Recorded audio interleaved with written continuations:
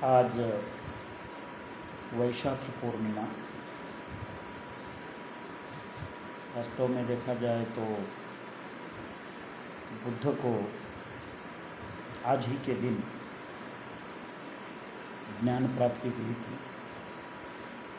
उसके साथ बुद्ध का जन्म भी आज ही के दिन वैशाखी पूर्णिमा के दिन हुआ था और बुद्ध का महापरिनिर्वाण भी आज ही के दिन वैशाखी पूर्णिमा के दिन ही हुआ था। उसकी तारीख अलग अलग है मगर दिन वैशाखी पूर्णिमा का ही है। तो आज वैशाखी पूर्णिमा के दिन के अवसर पर दुनिया के पूरे लोग पूरे विश्व में बुद्ध की जयंती मना रहे हैं। हर देश अपने अलग अलग ढंग से, अपनी अलग अलग रीति रिवाजों से, अपने अलग अलग पैरामीटर से बुद्ध की जयंती मना रहे हैं।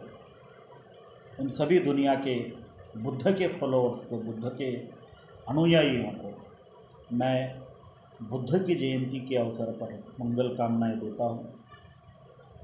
आज दुनिया के साथ साथ जिस भारत में बुद्ध का जन्म हुआ, उस भारत के लोगों ने भी घूम के साथ ही क्यों ना हो मगर बुद्ध की जयंती मनाई। कांग्रेस के साथ साथ बीजेपी ने भी मनाई।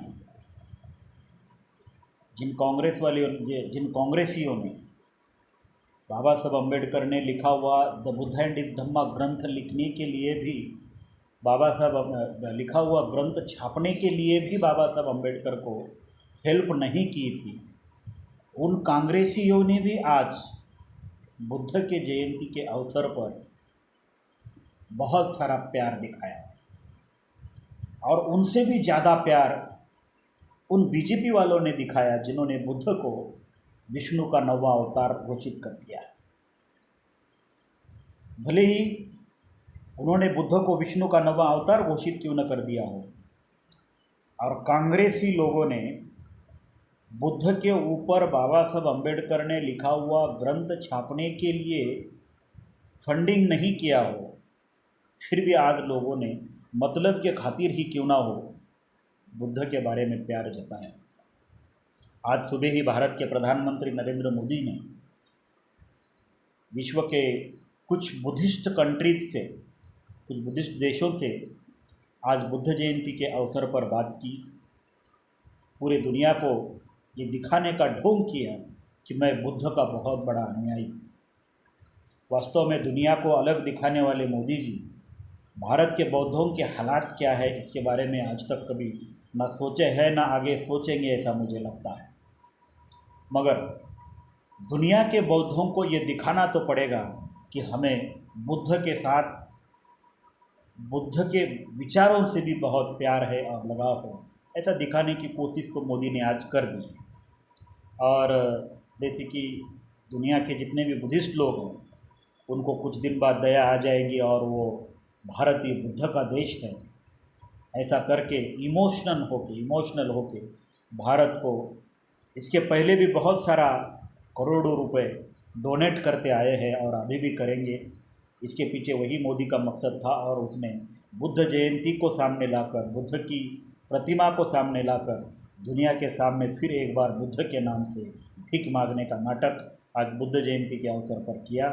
इसलिए मोदी को भी बुद्ध जयंती की मंगल कामना देना गलत होगा ऐसा मुझे नहीं लगता है। आज बुद्ध की जयंती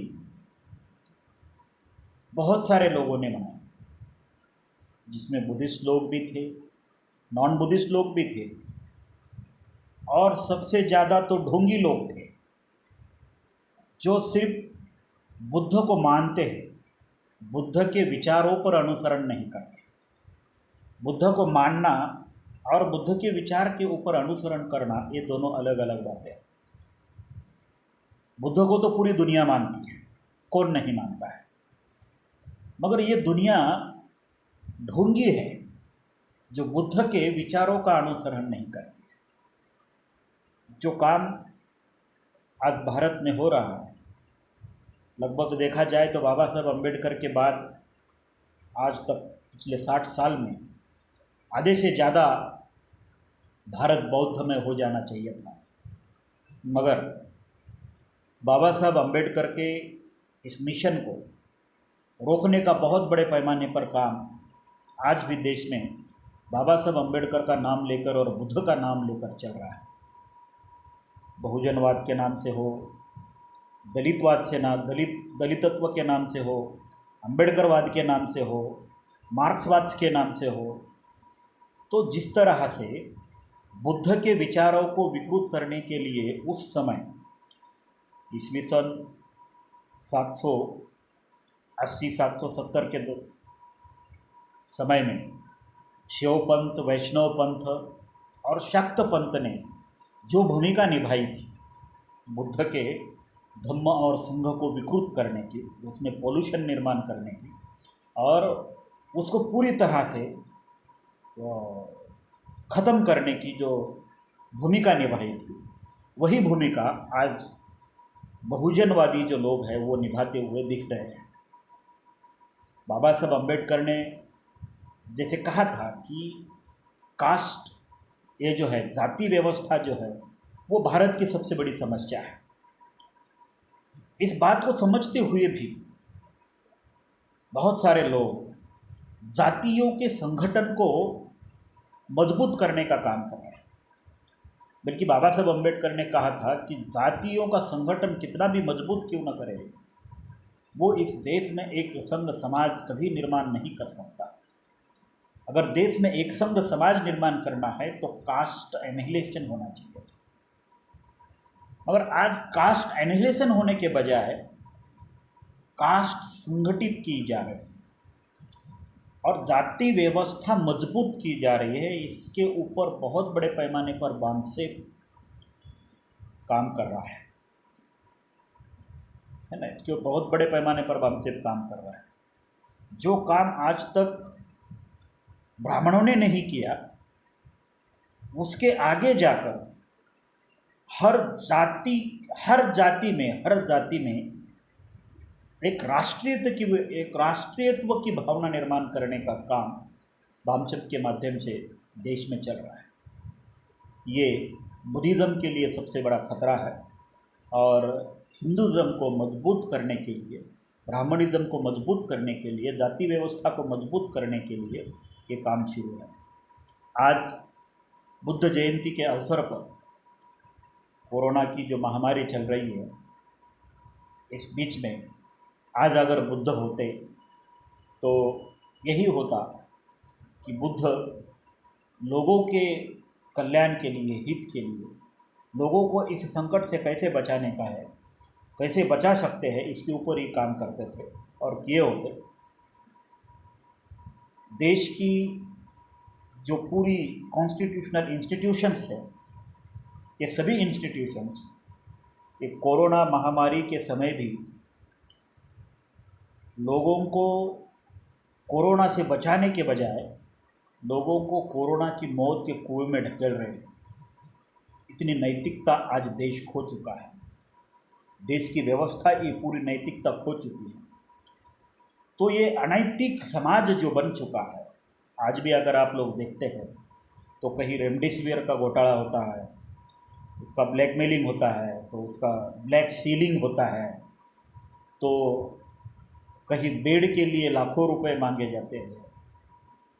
एक तरफ इंसान मर रहा है तो दूसरी तरफ मरे हुए इंसान के ऊपर ही लाखों रुपए कमाने का धंधा हॉस्पिटल वालों ने खोल रखा है। तो ये जो अनैतिकता के नीचे गिरे हुए स्तर पर गया हुआ समाज एक आदर्श समाज कैसे बन सकता है, इसके ऊपर भी आज बुद्ध जयंती के अवसर पर सोचने की ज़रूरत है। पैसा आज इंसान से बहुत प्यारा हो चुका है। इंसान को इंसान से प्यार कम है, मगर इंसान का पैसों से ज़्यादा प्यार हो गया। कल ही की अगर बात हम लोग देखेंगे तो नासिक में एक पेशेंट के डील के लिए एक पेशेंट का अतिरिक्त बिल लिया गया था, तो उसको वो बिल वापस करने के लिए वो पेशेंट्स के रिलेटिव्स को हॉस्पिटल में अर्धनग्न आंदोलन करना पड़ा। तो ये जो चीज़ें हो रही है देश में, बुद्ध भी आज होते तो इसी वर्तमान सिचुएशन के ऊपर बात करते थे। बुद्ध ज़्यादा इतिहास में रमने वाले व्यक्ति नहीं थे और ना ही बाबा साहब अम्बेडकर थे। वर्तमान और भविष्य के साथ साथ लड़ने के लिए सिखाने वाला ये बुद्ध का जो मार्ग है, इस मार्ग को भले भारत के तो वास्तव में सभी लोगों ने अपनाना जरूरी है। आज देश की जो हॉस्पिटल इंडस्ट्री है, ये पूरी हॉस्पिटल इंडस्ट्री ने अपनी नीतिमत्ता बेच दी है, नीतिमत्ता को बेच दिया है पैसों के लिए। क्या क्या नहीं हो रहा है आज देश में। और ऐसे देश